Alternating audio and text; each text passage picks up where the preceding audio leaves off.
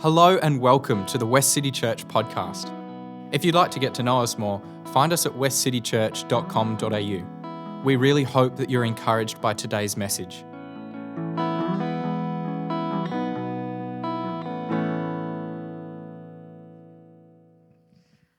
So I'm going to say something super profound today, and that is that I don't know anything. I used to do this thing called Beach Mission. I used to go down south and used to just go and evangelize to a bunch of people. And as I got older, I was like, what on earth are we doing here? What is going on? Why on earth is everyone walking around telling everybody that they're a bunch of sinners? And I was like, I don't know how I feel about that. So I got in this debate with somebody on the way back, and I was kind of like, why is it that we just go, why is it that everyone's going around telling everybody that they're a sinner? I thought we were also called to be saints. I thought we were also called to be God's chosen people. Why aren't we preaching that first? That's pretty cool. I feel like we might be scaring people away. And anyway, so we had this hour-long conversation about it, and I just got to the point where I was like, oh, I don't know. And you know what? 5 years later on, I still don't know. And I don't really want anyone after the service to come up to me to be like, I have the answer for you. Don't do it. I'm happy not knowing, to be honest. You know what? I've actually prefer to stay in that place of not knowing. But the only thing that I feel like I know about my faith for certain is that table. That table of the Lord is just always consistent. It is always good. It is always right. And it is always for certain. No matter who you are, where you've come from, that is all I really know. And as I find in time that I just get a bit stale with faith, or just feeling like I don't want to be sitting in a Sunday service or whatever, I would come every single week just to watch everyone in our congregation line up for communion and take it, because that is the most wholesome thing for me and my faith in the world. And so even throughout the weeks, if I decide that I feel like I'm not going to come, I'm still going to come, because I want to take communion with you all, and I want to sit and watch you take communion, and I want to watch you, hug each other and smile and enjoy that moment that you get to have with Jesus, because I want to have it too, and I'm excited that you get to have it. And so I have this beautiful book called the Book of Common Prayer, which obviously I can't hold up very well, because also another thing I don't know about prayer, know nothing about it. So instead I just read liturgies and I read prayers that other people have written who are way smarter and way more majestic than I am. And so I'm going to read you. It's how we have our call to the table? It's in there, but it's it also comes with a response. And so I'm going to read you the response for the call to the table. And it's meant to be all said together, but that's just way too hard because it's a solid paragraph. So I'm just going to read it over us this morning before we go and take communion, however you're sitting there, whatever you do know, whatever you don't know, we're just going to have it together because we can, and it's majestic and it's mysterious, but it's so wonderful. And so let me just read this over all of us today. Loving God, through your goodness, we have this bread and wine to offer, which has come forth from the earth and human hands have made. May we know your presence in sharing, so that we may know your touch and presence in all things. We celebrate the life that Jesus has shared among his community through the centuries and shares with us now. Made in one Christ and one with each other, we offer these gifts and with them ourselves, a single living act of praise. Amen. All right, I'm going to get the whiteboard. Whilst I'm doing that, I just want everyone who's on the podcast listening to have the heads up that you miss so much good banter and you miss a lot of good worship. Cool. Rock and roll. How you guys going? Good. Guys, I'm chatting today about the silver in Ashes to Alleluias. It's right there. That's what I'm doing today. So we're going to be talking about the silver, and obviously with the silver, we can't separate what we know of the silver without talking about Judas Iscariot as well. Judas Iscariot, super cool guy. Textually, we know a lot about him. But before we jump into betrayal, I want you guys to just have the heads up. This, was not fun to research because you don't get anywhere. Trying to understand betrayal is futile. It is. You can't make sense of it, and I hope, if anything, that maybe we don't make sense of it by the end. Similar to Ash was saying today, it might be one of those things that we actually don't need a very good answer for. But I want you guys to understand it, right? Because you need to understand Friday to understand Sunday. So betrayal is something that each of us would understand to some degree. Maybe you've been betrayed, maybe you've betrayed, maybe it's just coming for you and it's lurking at your door, who knows? Don't trust anyone. But sometimes it could be our partner that betrays us, our friends that betray us. Maybe sometimes you might have a bit of a grumbly tummy and your body might betray you. But there are lots of ways in which we can understand betrayal. Betrayal is essentially saying, hey, hold on, you're not supposed to do that. You're doing the opposite of what I actually wanted you to do. So I'm going to ask a few questions that we actually can't necessarily answer, unless if you can see me at the back afterwards, keen to hear the answer. But I want to ask, without the betrayal, can crucifixion actually happen? Can the crucifixion be fulfilled? Does prophecy require the betrayal, or does it merely fulfill it? And does Jesus need to be betrayed? These were some of the things that I was kind of looking at, and I don't have answers for. So if you come for that today, I'm sorry, you can leave now. Look, in historical, can we go to the next slide? Amazing. This is a piece by Caravaggio. I've got a friend of mine who's an art historian, and during COVID lockdowns, he pulled apart art history for us, for a bunch of us. And he's not a Christian or anything, but this was a really awesome piece that we looked at. But and I know not in this piece, it's not true, but in the artistic representations historically of Judas Iscariot, he's generally got red hair. It's the sign of the devil, and that's very true. So Josh, where is he? Yeah. Watch out, guys. But Judas Iscariot, over time, he's kind of become, he kind of saddles a lot of anti-Semitism, I'll say, and a lot of people like to put a lot on him without maybe pulling apart his character a little bit more, trying to understand him a bit more, and Judas is one of those characters that gets to escape the literature and comes into the secular society, and we can, you've heard people say, oh, he's a Judas or something. And I want to kind of de-entangle what the world tells us about Judas and actually what the text tells us about Judas. I'm not going to say that they're massively different, but also we do need to take some scales off of it. So what do we know about Judas Iscariot is his name. Iscariot could mean one of two things, and we don't know. Iscariot could be a man from Cariath, which is a village south of Hebron in Judah. Is it? Yes, it is. It's in the region of Judah, which would mean that Judas would be the one disciple who's not from Galilee. The other thing that it could mean is Judas Iscariot could mean that he's from the Sicarios. And the Sicari were a splinter group of Jewish zealots.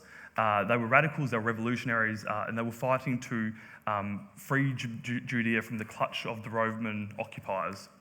What they would do is they would dress up in cloaks, and they'd go into public areas, and they would find people who are either Romans or Roman sympathisers, and they would drop a dagger into them, and they would just melt back into the crowd. And this is their way of fighting against their oppressors.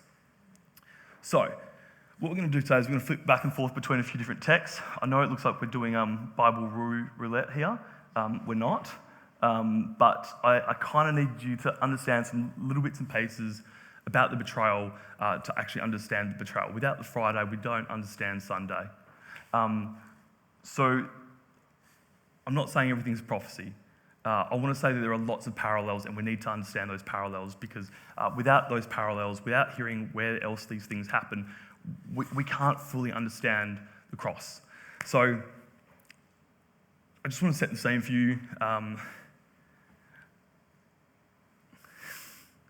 We're going to talk about the kiss, silver coins, blood fields, death of Judas, who wears the blame for Jesus and death ultimately, and Christ's crucifixion and what happens next. So the whole selling for Jesus for 30 bits of silver thing never really quite quenched my thirst to understand why, but it's the best explanation that I had ever heard as to why Judas would betray Jesus, was that he wanted revolution, and he believed that he saw, if the people saw Jesus being taken away, they would rise up and they would fight off their oppressors, because Passover is a time in which the most Roman soldiers are in Jerusalem. It is ripe. It is a time of revolution, because everyone is thinking, we were led out of Egypt and now it's time for you to take these Romans away. The air is electric, right? Jesus has just sat down.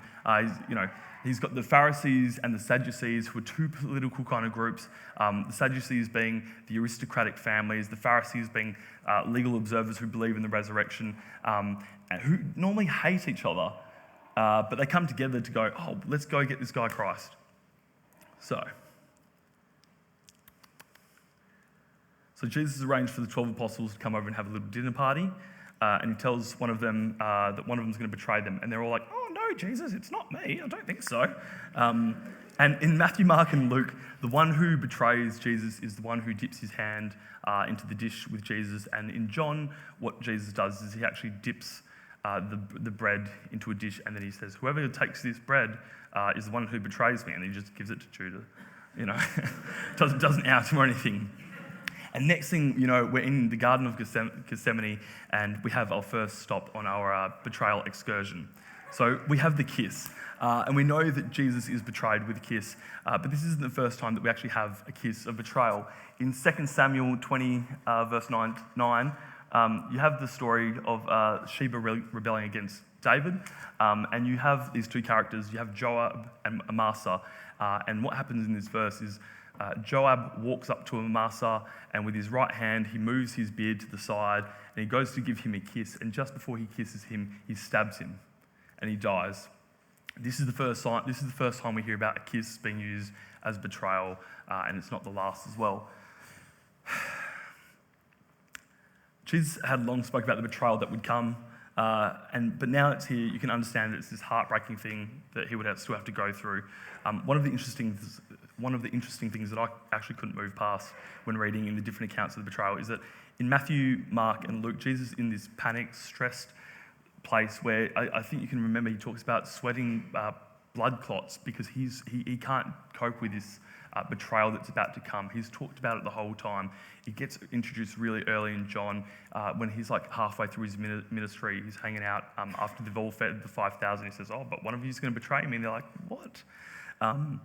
But one of the things that kind of irritated me about this text is that they spend so long in the garden. The disciples, they fall asleep and wake up 3 times. Jesus is there just waiting for it to happen, and you just want to yell at the story and say, Jesus, run. We know how the story ends, and this is one of the issues that I kind of sat with, being like, I can't answer. Why was it that this had to be fulfilled? Why did Jesus have to be betrayed? Why is this an essential part of the text? Because they know who he is. He could walk down the main street and be arrested. I didn't understand this, and I still have issues with it. Anyway, another important parallel that we need to draw is the coins. So in Matthew, Judas is paid 30 silver coins for his betrayal of Jesus. Importantly, he's paid this money in advance of doing the deed. In Genesis, we have the story of Judah selling his brother Joseph to the Ishmaelites for 20 pieces of silver. Now, in the text, in Genesis in 37:28, Leviticus 27:5, Exodus 21:32, we get given a model for the exchange of a life. A slave's life a man's life is 20 pieces of silver, a woman's is 10. There is an economy around selling people, and there is a set price on a life, and I need you to remember that because we're going to come right back to that one. And then we have the death of Judas. One death which is lesser known, and it's a pretty heavy metal death, is the death that we have in Acts, where Judas, he takes his silver and he buys a field from a potter. A potter's field just means very clay kind of thing. And then he's walking one day and he falls over and then his body just bursts and his intestines spill out, which is pretty heavy metal. The one that we more commonly know is the death in Matthew, where Judas, upon hearing of Jesus being condemned to die, is filled with remorse. He takes the 30 pieces of silver back to the high priest and elders and he says, I've sinned. I've betrayed an innocent man and now have innocent blood on my hands. See if we care, they replied. Deal with it yourself. And he throws the money down in the temple and he leaves and he goes and hangs himself. Well, now, said the chief priests, pick up the money. According to the law, the money can't be put in the temple treasury. It's the price of someone's blood. What's the price of someone's blood? Great, 20 pieces of silver, that's it. But it's 30, anyway. So they had a discussion and they used it to buy the potter's field as a burial place for foreigners. And that's why the place is called the Field of Blood to this day. Then the words spoken by Jeremiah, the prophet, came true.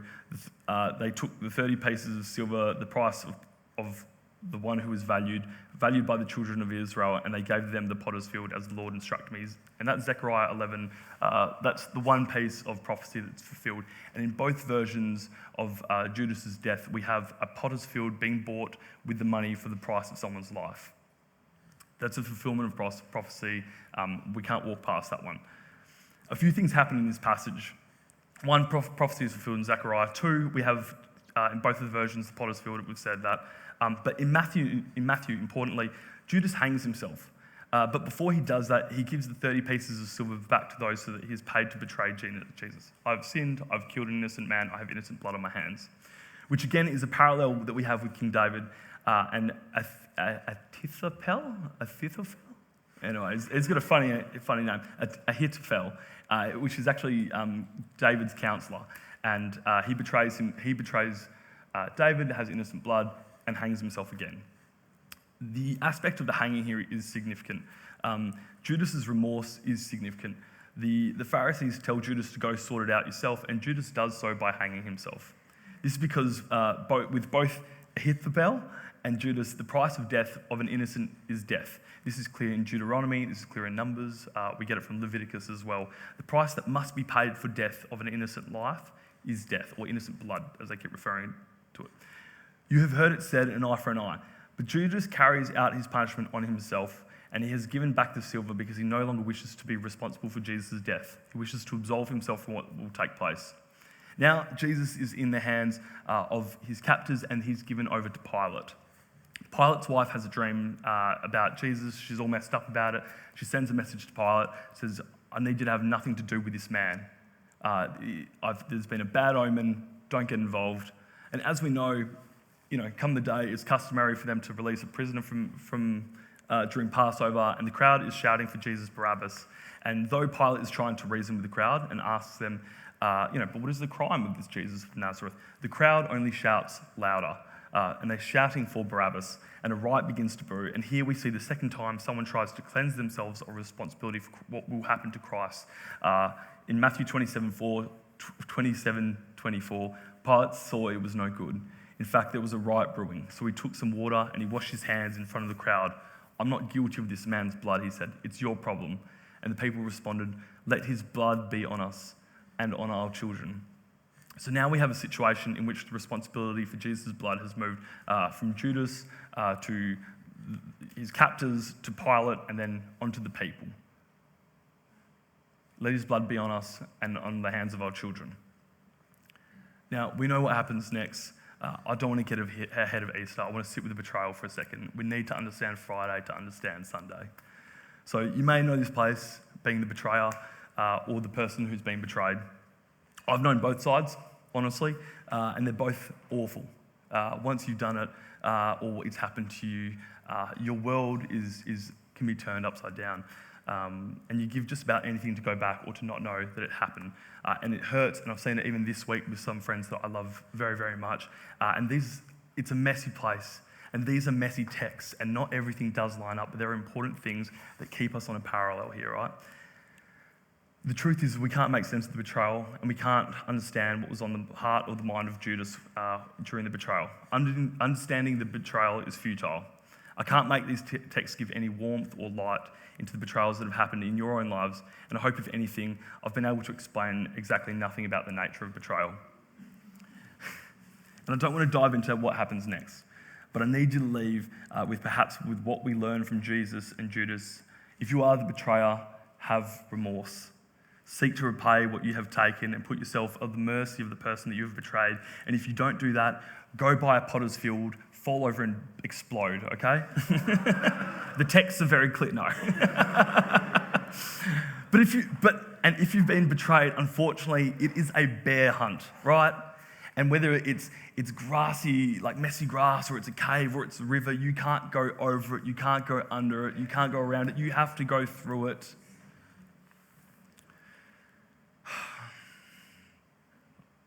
All we can learn from Jesus, if Jesus were our signposts on what happens next in the afterlife, shattering. Excuse me, guys. If Jesus is our signpost for what happens next, when your life has been shattered by betrayal, let it be this. He looks out onto the people that are at his execution, and he says, "Forgive them, for they know not what they do." Forgive them, right? We have a man that there is no ethical way to sin. You can't absolve yourself of sin if you choose so, but you can understand the transfer of how they're trying to change who actually carries Jesus' sin from Judas to his captors, to Pilate, and then eventually to the people who say, yes, his blood is on us. And Jesus absolves them and says, forgive them. He looks out into the people at his execution, the people that called for his execution, and yelled to Pontius Pilate that they take responsibility for the blood that says this: forgive them, for they know not what they do. Even the most high treasonous act of deicide are people who kill our God, the greatest height of betrayal, and we're shown what it is to respond with the deepest of love. I've screamed for Barabbas. I've yelled, let his blood be on us. I've mocked an innocent blood as they've marched up their own personal Calvary. And still, in the greatest height of betrayal, we're shown what it is to love in the deepest way. And here's what God does next in the text. He overcomes betrayal, crucified, dies, goes through death, and is resurrected. We know the story of betrayal, and we know the cost is not 30 pieces of silver, but it's far greater. We know that the toil of that place, and you might actually be going through that betrayal right now, and you might know that betrayal and your own betrayal, or your deep and hidden remorse for your own act of betrayal. You may know these places. They may be very familiar to you. Keep going. You can't go under it, around it, over it. You've got to go through it, right? If you're going through it, you need to understand that the way that you get through it is through forgiveness, right? But you need to know that even if you're not in that place just yet, on the other side there is resurrection, there is life, it is abundant, there is ascension.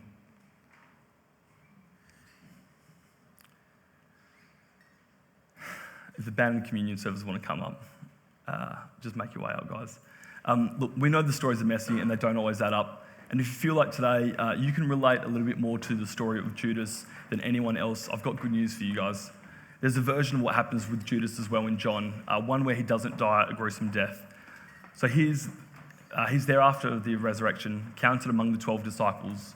No gruesome death. So whether you were Judas in the story or you were the betrayed, there is a possibility of forgiveness and a version of restoration and perhaps reconciliation if you so choose. The greatest height is met with the deepest of love. And I want to close with an extract from a poem called The Transfiguration by Edwin Muir.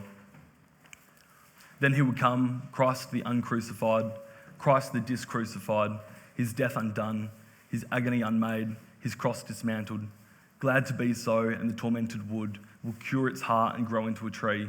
In a green springing corner of young Eden, and Judas damned to take his long journey backward from darkness into life and be a child beside his mother's knee, and the betrayal be quiet, undone, and never done again.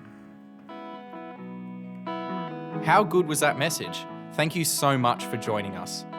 Each week at West City, we say a benediction together.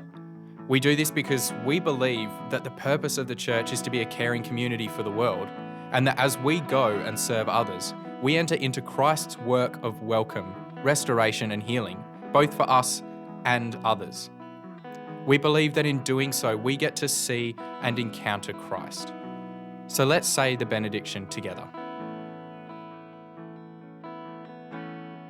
We come together as the church to be reminded of the go of Christ.